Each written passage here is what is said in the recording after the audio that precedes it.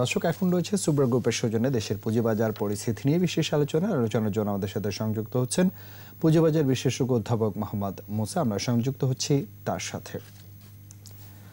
জনাব মুসা, আপনাকে স্বাগত জানাচ্ছি আমাদের আজকের আয়োজনে। ধন্যবাদ স্যার। প্রথমেই একটু শুরু করব, নতুন বছর নতুন প্রত্যাশা নিয়ে আসলে যাত্রা শুরু হয়েছে এবং সেই সাথে বেশ কিছু পরিবর্তনীয় বছরের শুরুতে আলোচনা আছে। প্রথমে আমি একটু আলোচনা আসতে চাই যে সাম্প্রতিক যেটি অনেক বেশি আলোচনা হচ্ছে সেটি হচ্ছে আইপিও পদ্ধতিতে ব্যাপক একটি পরিবর্তন, যেটি দীর্ঘদিনের দাবি ছিল। এবং এই যে আইপিও শিকারের একটি অভিযোগ ছিল, একই ব্যক্তি অনেকগুলো আইপিও করছেন, কাঙ্ক্ষিত বিনিয়োগকারী আইপিও পাচ্ছেন না, সেখানে বেশ কিছু পরিবর্তনের কথা এসছে। সেটি আপনি কিভাবে মূল্যায়ন করছেন? একটা বড় পরিবর্তন যেটা আমরা দেখছি, অ্যালোকেশনটা, ডিস্ট্রিবিউশনটা পদ্ধতি ডিফারেন্ট হয়ে গেছে। আগে ছিল মার্কেট লটারির মাধ্যমে পাওয়া যেত, তো সেই জন্য আমরা যারা আইপিওর প্রতি আগ্রহী ছিলাম তারা কখনো আইপিওতে অ্যাপ্লাই করিনি। আমরা শেয়ার মার্কেটে ইনভেস্টমেন্ট করব, ভাগ্যের উপর নির্ভর করবে আমার বিনিয়োগ, এমন ব্যবস্থাকে আমরা আসলে স্বাগত জানাইনি কখন। আর আরেক দিকে এক গ্রুপের লোক অনেকগুলো বিও অ্যাকাউন্ট খুলে অনেকগুলো লটের জন্য অ্যাপ্লাই করে অনেক বেশি পেয়ে যাচ্ছেন, এবং সেই জন্য মার্কেটটাকে একটু অস্থির করেছে। তো এই পদ্ধতিটা আগে ছিল যে শেয়ারকে প্রপোর্শনেটলি ডিস্ট্রিবিউট করা। আমার মনে হয় দিস ইজ এ ফেয়ার পদ্ধতি, এবং আপনি যেটা বললেন আমাদের মধ্যে অনেকে আমরা চাচ্ছিলাম, সুতরাং এটাকে স্বাগত জানাই।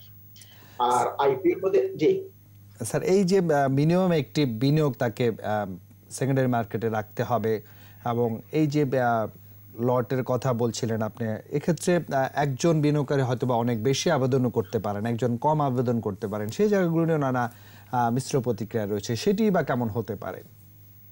একটা জিনিস এখানে আবার উল্লেখ করার ব্যাপার আছে যে অনেকে যারা আইপিও তে অ্যাপ্লাই করতো তাদের কিন্তু শেয়ার মার্কেটে অনেকেরই তত বিনিয়োগ ছিল না, তারা শুধু আইপিও মার্কেটে ইনভেস্টমেন্ট করতো, আইপিও মার্কেটে শেয়ার পেয়ে ভালো একটা প্রফিট করে ওটাকে আবার লিকুইড পজিশনে রাখতো, এবং তাদের কথা ছিল যে আমরা অল্প পুঁজি নিয়ে একটা বিনিয়োগের মাধ্যম পেলাম। এখন যেটা হবে, যারা নাকি বড় পুঁজি নিয়ে আছেন তারা হয়তো অনেক বেশি অ্যাপ্লাই করবেন এবং বেশি অ্যাপ্লাই করে বেশি পাবেন। আমি সব সময় এই কথাটা বলতে চেষ্টা করেছি, পুঁজিবাজারটা কিন্তু বিনিয়োগকারীদের জন্য, এটা ফটকা বাজার হিসেবে চিন্তা করলে হবে না। আর আমি বিনিয়োগকারী হিসেবে আইপিও মার্কেট এবং সেকেন্ডারি মার্কেটে দুই মার্কেটে আমি বিচরণ করব।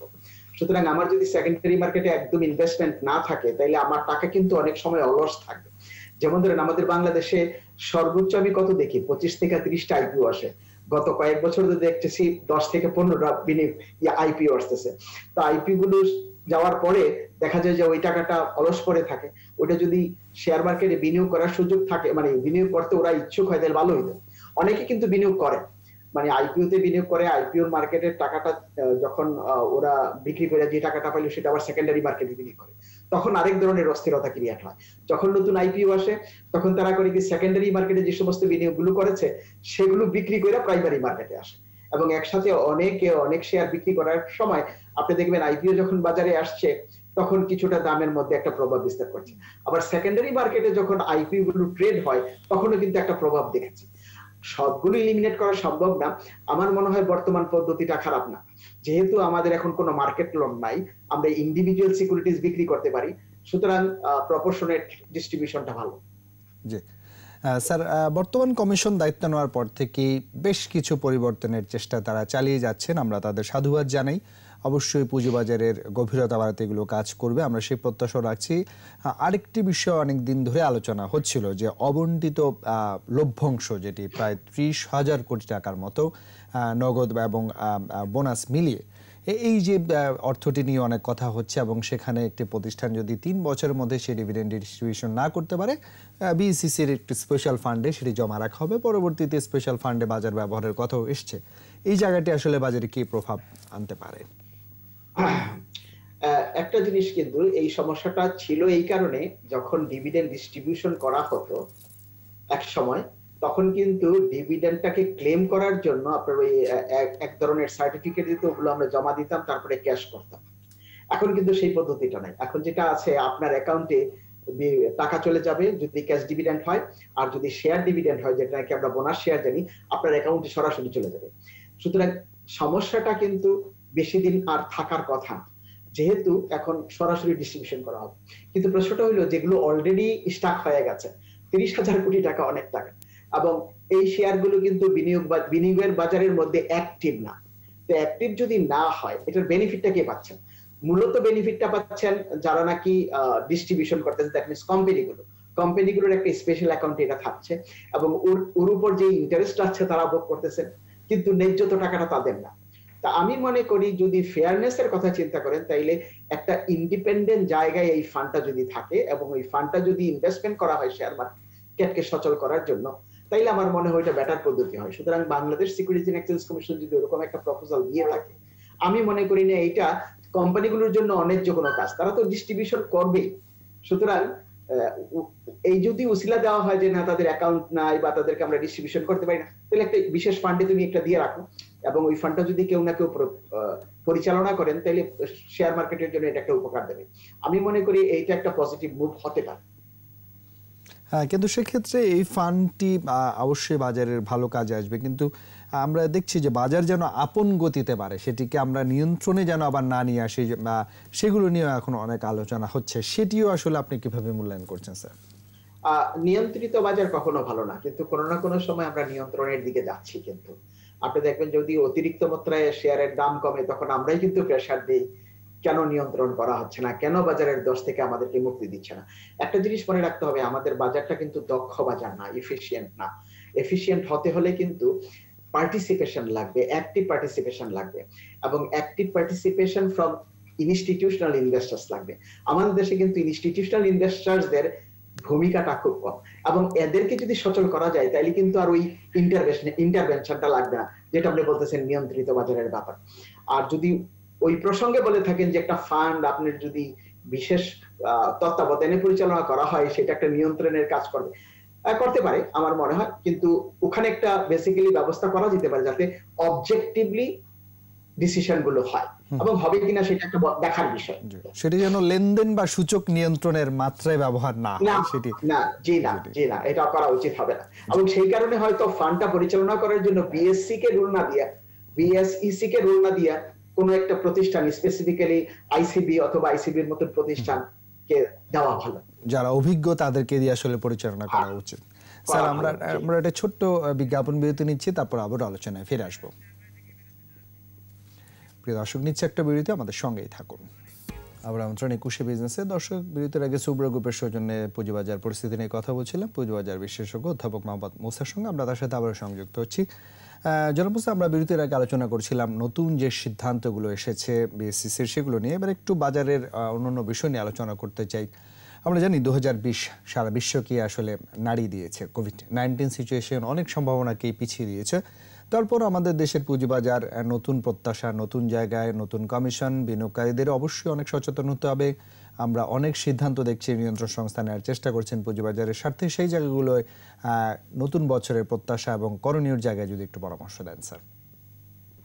না, আমরা নতুন যারা আসছেন Bangladesh securities and exchange commission, তাদের মধ্যে থেকে যে সমস্ত কর্মপদ্ধতিগুলো দেখলাম এবং যে সমস্ত পলিসির ব্যাপারে সিদ্ধান্ত এসছে, এখন পর্যন্ত আমরা যারা বিনিয়োগকারী আছি সাধুবাদ জানিয়েছি এবং কিছু কিছু পজিটিভ জিনিস আসছে। একটা বড় পজিটিভ জিনিস আমরা যেটা দেখছি যে তারা চাচ্ছেন বাজারের মধ্যে যারা বড় বড় প্লেয়ার তাদেরকে একটু নিয়ন্ত্রণে নেওয়ার জন্য। আমরা এটাকে ভালোভাবে দেখছি, কিন্তু এটা ধরে রাখতে পারবেন কিনা সেটা একটা বড় ইস্যু। এবং পরিবর্তন যেগুলো আনার কথা সেগুলো যদি আস্তে আস্তে আনে, আমি সবচেয়ে বড় পরিবর্তন যেটা দেখতে চাই সেটা হলো নতুন কিছু প্রোডাক্ট আনার জন্য, আইপিও না শুধু। যেমন ধরেন দীর্ঘদিন যাবত কথা হচ্ছে যে আমরা অপশনস চালু করবো, স্পেসিফিক্যালি ইটিএফ চালু করবো, এক্সচেঞ্জ ট্রেডেড ফান্ড যদি একটা চালু করি, এটা কিন্তু করা উচিত। এবং করলে যেটা হবে, বাজারে যে ঝুঁকি আছে, শেয়ার বাজারের ইনভেস্টমেন্ট কিন্তু ঝুঁকিপূর্ণ ইনভেস্টমেন্ট, আমি এখন এটা ভালো করেই জানি। ইন্ডেক্সের যে উত্থান পতন অল্প সময়ের মধ্যে হয়, এর মধ্যে কিন্তু অনেকেই বেসিক্যালি বড় রকমের ক্ষতিগ্রস্ত হয়ে যায়। কিন্তু যদি বাজারের মধ্যে আপনার যদি অপশনস থাকে, ইটিএফ এর মতন ফান্ড থাকে, তাহলে আমরা কিন্তু কিছুটা দেখতে পারি যে ঝুঁকিটাকে কিছু নিয়ন্ত্রণ করা যায় কিনা আমাদের নিজেদের ক্যাপাসিটিতে। আরেকটা জিনিস যেটা আমরা আশা করবো সেটা হলো বন্ড মার্কেটকে চালু করা। আমরা রিসেন্টলি একটা গুড নিউজ দেখেছি, সুকুক, যেটা নাকি ইসলামী বন্ড, সেটা একটা বেসিক্যালি ব্যবস্থা করা হয়েছে, কিন্তু আমাদের মার্কেটে আনা হয়নি। এবং এখন থেকে চেষ্টা করা উচিত হবে কিছু ইসলামিক বন্ড যদি বাজারে আনা যায়, এবং যারা নাকি টাকা উঠান পুঁজিবাজার থেকে, শুধু কেবল কিন্তু শেয়ার বিক্রি করেই উঠান না, তারা বন্ড বিক্রি করবেন, এবং সেখানে উঠাবেন, সেই পদ্ধতিটা যাতে করেন, একটা ভালো এনভায়রনমেন্ট যাতে দেওয়া যায়। এখনো পর্যন্ত কিন্তু যারা টাকা বাজার থেকে উত্তোলন করেন তারা এখনো বোঝেন না যে বন্ড বিক্রি করে একটা বড় রকমের লং টার্ম সোর্স হতে পারে। তো তাদেরকে কিছু সুবিধাও দিতে হবে এবং এট দি সেম টাইম তাদেরকে অন্যদিকে যাতে সুবিধাটা না পায় সেই ব্যবস্থাটা করতে হবে। পুঁজিবাজার কিন্তু এটা ইচ্ছা করলে করতে পারে এবং একটা সাহসী ভূমিকার দরকার। আমি আশা করব বর্তমান পুঁজিবাজার নিয়ন্ত্রণ সংস্থার যারা আসছেন তারা এই ব্যাপারে একটা পদক্ষেপ নেবেন। স্যার, আমরা দেখছি যে বেশ কবছরই আসলে নতুন করে শাখা খোলার জায়গাটি মিশ্র প্রতিক্রিয়া ছিল, বন্ধ ছিল, নতুন করে সেটি আবারও ভাবা হচ্ছে এবং বিনিয়োগকারীদের বিনিয়োগ শিক্ষার কার্যক্রম যেন আরো বাড়ানো যায়, সচেতন হতে হবে। বিনিয়োগের সম্ভাবনা যেরকম রয়েছে, পুঁজিবাজারে ঝুঁকিও তো আছে। সেই জায়গাটায় আমরা নতুন বছরে কি প্রত্যাশা রাখবো? হ্যাঁ, আমি রিসেন্টলি দেখলাম বোধহয় Bangladesh securities and exchange commission বলছে না এখন ইচ্ছা করলে একটা ব্রোকারেজ হাউস শাখা খুলতে পারবেন। আমার মনে হয় ওই যে বলেন, নিয়ন্ত্রণ না করে যদি তাদের যেটা প্রাপ্য সেটা যদি দেওয়া যায়, কিন্তু একটা জিনিস লক্ষ্য রাখতে হবে যে বাজারটাকে কিন্তু বড় রকমের উত্তপ্ত করে ফেলেছিল 2010 সনের আগে এরকম অনেক শাখা তৈরি হওয়ার কারণে। তো কিছু কিছু ব্রোকারেজ হাউস আছে যারা নাকি এক্সেসিভ এবং অ্যাগ্রেসিভ উপায়ে কাজটা করে। তো যদি ব্রাঞ্চ খোলার পারমিশনই দেওয়া হয়, এটা জেনে শুনে দেওয়া ভালো। বাংলাদেশ ব্যাংকেও কিন্তু কমার্শিয়াল ব্যাংকের ব্রাঞ্চ খোলার সময় অনেক কিছু ভেবে চিনতে নিজস্ব একটা নীতি আছে, ওই নীতির মধ্যে দেন। তো আমি মনে করব বন্ধ রাখার চাইতে চালু করা ভালো, কিন্তু চালু করার পরে যখন তাদের কাছ থেকে পারমিশন চাইবে ওই যৌক্তিকতা আছে কিনা সেটা দেখেই যেন দেওয়া হয়। যেমন ধরেন একটা জায়গার মধ্যে অনেকগুলো ব্রোকারেজ হাউসের শাখা কনসেন্ট্রেট করলে এটা খারাপ একটা লক্ষণ। ওই লক্ষণটা যাতে না সৃষ্টি হয়, ওই ব্যবস্থাটা যাতে না হয় সেই দিকে লক্ষ্য রাখতে হবে। স্যার, একটু নজর দিতে চাই মিউচুয়াল ফান্ড ইন্ডাস্ট্রি। আমরা দীর্ঘ বছর ধরেই আসলে স্যার কাজ করছেন। আমাদের বাজারে আসলে এই জায়গাটি বিনিয়োগকারীদের আগ্রহ আমরা তেমনভাবে সৃষ্টি করতে পারিনি। আমাদের নতুন বেশ কিছু মিউচুয়াল ফান্ড যদিও বেশ ভালোই করছেন, কিন্তু আমরা সবসময় যে উদাহরণটি দিই ভারতের মিউচুয়াল ফান্ড ইন্ডাস্ট্রি বা তাদের জনগণের মধ্যে সেই মিউচুয়াল ফান্ড ইন্ডাস্ট্রি যেরকম ইতিবাচক জায়গা তৈরি করেছে, সেই জায়গাটায় নতুন বছরে আমরা বাংলাদেশের মিউচুয়াল ফান্ড ইন্ডাস্ট্রিতে কিভাবে আরো ইতিবাচকভাবে এগিয়ে নিতে পারি? এটার ব্যাপারে আমি যেটা বলবো সেটা হলো যে আপনি যদি বড় বড় পুঁজিবাজারগুলো দেখেন, আমেরিকার বাজার দেখেন, ইউরোপের বাজার দেখেন, জাপানের বাজার দেখেন, আপনি এক্সাম্পল দিলেন ইন্ডিয়ার বাজার দেখেন, এই সমস্ত বাজারে কিন্তু অনেকেই শেয়ার বাজারে বেচাকেনা করতে চায় এবং দেখা যাবে যে ইন্ডিভিজুয়াল ইনভেস্টার্স যারা আছেন তাদের কিন্তু এই দক্ষতাটা নাই। এই দক্ষতাটা না থাকার কারণে তাদের দায়িত্বটা তারা মিউচুয়াল ফান্ডের মধ্যে দিয়ে দেয়। কিন্তু আমাদের প্রশ্নটা হচ্ছে আমাদের স্টার্টটা খুব ভালো হয়নি। ভালো হয়নি এই কারণে যে আমাদের মিউচুয়াল ফান্ড গুলো ভালো পারফর্ম করে না। তার মানে মিউচুয়াল ফান্ড ব্যবস্থাপনায় একটা বড় রকমের ত্রুটি ছিল। আমার কাছে যেটা মনে হয় অনেক মিউচুয়াল ফান্ড যারা ম্যানেজ করছেন তাদের ক্যাপাসিটির দুর্বলতা আছে। দ্যাট মিন্স প্রয়োজনীয় জনবল নাই, দক্ষ জনবল নাই।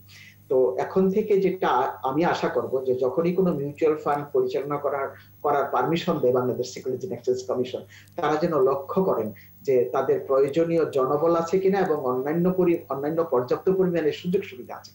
যদি না থাকে মিউচুয়াল ফান্ড দিয়ে লাভ নেই। মিউচুয়াল ফান্ড পারফর্ম না করলে কেউ কিন্তু ওখানে ইনভেস্টমেন্ট করবে না।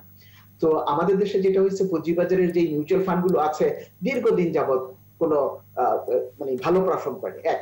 আর সেকেন্ড হলো আমাদের যারা ইনভেস্টমেন্ট করেন ছোট্ট বিনিয়োগকারীরা, তারাও বোধহয় ওদিকে যাইতে চান না, নিজেরাই নিজেদের শেয়ার বেচা কেনা করতে চান। ওর মধ্যে একটা এক্সাইটমেন্ট আছে। তো এই এক্সাইটমেন্টের কারণে তারা ক্ষতিগ্রস্ত হন, কিন্তু ক্ষতিগ্রস্ত হওয়ার পরেও তারা কিন্তু ওই দিকেই থাকতে চান। আর যদি পুঁজিবাজারে ইনভেস্টমেন্ট না করতে চান তারা ওখান থেকে চলে যান। জি স্যার। স্যার, আরেকটি জায়গায় নজর দিয়ে শেষ করতে চাই আমরা। তালিকাভুক্তির জায়গা আপনি একটু আগে বলছিলেন শুধু ইকুইটি মার্কেট না, আমাদের ডেরিভেটিভ বন্ড মার্কেট অবশ্যই সচল করা উচিত এবং ইকুইটি মার্কেটের ক্ষেত্রে ভালো মানের আইপিও আনতে হবে। মাল্টিন্যাশনাল কোম্পানিগুলোকে তালিকাভুক্ত করা, তাদের শেয়ার অফলোডের সংখ্যাও যেন ভালো মানের থাকে, একটি যৌক্তিক পর্যায়ে থাকে, সেগুলো নিয়েও দীর্ঘ বছর ধরে আলোচনা হয়। সেই জায়গাগুলোই আমরা নতুন কমিশনের কাছে নতুন কিছু প্রত্যাশা করব কিনা? এখানে আমি যেটা বলবো আর কি যে অবশ্যই যেমন ধরেন আমরা যে এক্সাম্পলটা দেখলাম ওয়ালটনের ব্যাপারে, বেশি কিছু একদম অল্প ফ্লোট করে তারা শেয়ার বাজার থেকে শেয়ার উঠিয়েছে। এটা বেসিক্যালি অনেকটা নাম কস্ত বলা যায় যে আসলে শেয়ার মার্কেটের participation to the equity of that company খুব একটা বেশি নাই। আমার মনে হয় এরকম একটা এক্সট্রিম কেস না সৃষ্টি করলেই ভালো হইতো। অনেকে হয়তো মনে করেন যে একটা ভালো কোম্পানি শেয়ার বাজারে আসছে, খারাপটা কি, কিন্তু একটা ত্রুটি থেকেই গেল। তো আমরা একটা জিনিস বেঁধে দেওয়া ভালো যে অ্যাটলিস্ট 10%, অনেক বড় করেন না, অ্যাটলিস্ট 10% মানে নাম্বার অফ শেয়ার যা আছে তার 10% আপনি অফলোড করবেন, এরকম একটা নিয়ম যদি করে দেওয়া হয় তাইলে বোধহয় ভালো হয়। তার কারণ হলো যদি পর্যাপ্ত পরিমাণে শেয়ার না থাকে কেনা বেচা করার জন্য, মার্কেটটা আবার নিয়ন্ত্রিত হয়ে যায়। অল্প কিছু সংখ্যক বিনিয়োগকারী ওই শেয়ারটা কিন্তু নিয়ন্ত্রণ করার কারণে যেই প্রাইসটা আসবে সেই প্রাইসটা মার্কেট রিফ্লেক্টেড প্রাইস না। তো আপনি যেটা বলছেন যে এইদিকে নজর রাখতে হবে, যে আর নতুন ইনসেনটিভ দিতে হবে। যে সমস্ত কোম্পানি বাজারে আসতে চাচ্ছে না তাদেরকে ইনসেনটিভ দিতে হবে। ইনসেনটিভের একটা জায়গা হলো যে তাদের ট্যাক্স হলিডে দিয়ে দেন না 2 বছর 3 বছরের জন্য, অথবা আপনি যেই ট্যাক্স বেনিফিটটা দিচ্ছেন যে ট্যাক্স রেট তাদের কম হবে, ডিফারেন্সটা অনেক বেশি করে, অলরেডি 5% আছে, আপনি বলেন 5 বছর পর্যন্ত আপনাদের ডিফারেন্সটা থাকবে 15%, তাইলে দেখবেন যে অনেকেই যারা নাকি ট্যাক্স দেয় এই সমস্ত কোম্পানি দেখবে there is a benefit to be right, তো ওরা ওখানে আসতে চায়। স্যার, আমরা একেবারে শেষ দিকে চলে এসেছি, যাবার আগে বিনিয়োগকারীদের উদ্দেশ্যে নতুন বছরে নতুনভাবে বিনিয়োগের জায়গায় যেন তারা সচেতন থাকেন সে জায়গাটা দিয়ে যদি শেষ করেন। আমি সবসময় শুভেচ্ছা জানাই এবং আমি চাই শেয়ার মার্কেট ভালো জায়গা, এখানে ইনভেস্টমেন্ট করতে আসবেন কিন্তু ঝুঁকি নেবেন না। ঝুঁকি নেওয়ার একটা পদ্ধতি হলো লোন নিয়ে শেয়ার বাজারে ইনভেস্টমেন্ট করা। আমি ব্যক্তি বিনিয়োগকারী যারা আছেন তাদের উপদেশ দেব, লোন নিয়ে শেয়ার বাজারে ইনভেস্টমেন্ট করতে গেলে আপনার কিন্তু রিস্ক অনেক গুণ বেড়ে যায়, এইটা অ্যাভয়েড করবেন। আর সবসময় বাই করার সময় আপনি সবসময় সচেতন থাকেন যাতে সেই শেয়ার অন্য কারো প্ররোচনায় আপনি কিনে না ফেলেন। যদি করেন তাইলে ক্ষতিগ্রস্ত হলে অন্য কাউকে ব্লেম দেওয়া যাবে না, আপনার নিজেকেই নিজে ব্লেম দিতে হবে। এই জিনিসটা সতর্ক থাকবেন। জি, আমরা প্রত্যাশা রাখবো নতুন বছরে নতুনভাবে আমাদের পুঁজিবাজার যেভাবে এগিয়ে যাচ্ছে, বিনিয়োগকারীদের সচেতনতা, নিয়ন্ত্রণ সংস্থার অনেক বেশি নজরদারি এবং ভালো পদক্ষেপের মাধ্যমে আমাদের দেশের পুঁজিবাজার, আমাদের অর্থনীতি আরো এগিয়ে যাবে সেই প্রত্যাশা রাখছি। স্যার, আপনাকে অনেক ধন্যবাদ আমাদেরকে সময় দেওয়ার জন্য। আপনাকে অসংখ্য ধন্যবাদ আমাকে ডাকার জন্য। প্রিয় দর্শক, এতক্ষণ সুব্রা গ্রুপের সৌজন্যে পুঁজিবাজার পরিস্থিতির নানা দিকে করণীয় নিয়ে কথা বলছিলাম পুঁজিবাজার বিশেষজ্ঞ অধ্যাপক মোহাম্মদ মুসার সঙ্গে। এবারে নিচ্ছে আরো একটি বিরতি, 2:35 আবারও ফিরে আসবে 21 বিজনেসে। আর ততক্ষণ আমাদের সঙ্গেই থাকুন।